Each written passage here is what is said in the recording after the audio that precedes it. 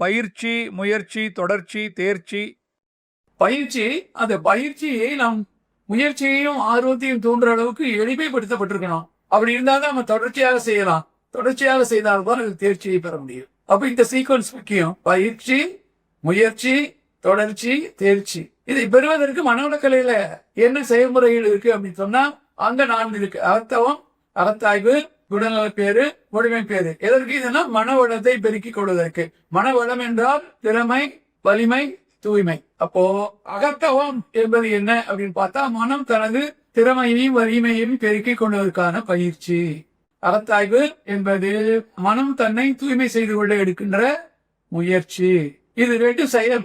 பயிற்சி, முயற்சி நாம் செய்ய வேண்டியது. ஆனால் தொடர்ச்சியாக வருவது, தேர்ச்சி பெறுவது என்பது விளைவு. அப்ப செயலுக்கு விளைவு என்பதுதான் இயற்கை என்ற இறையின் நீதி. அதுபடி செயலை செய்துவிட்டால் கண்டிப்பாக விளைவு. இந்த தொடர்ச்சி என்பது குணநல பேரு.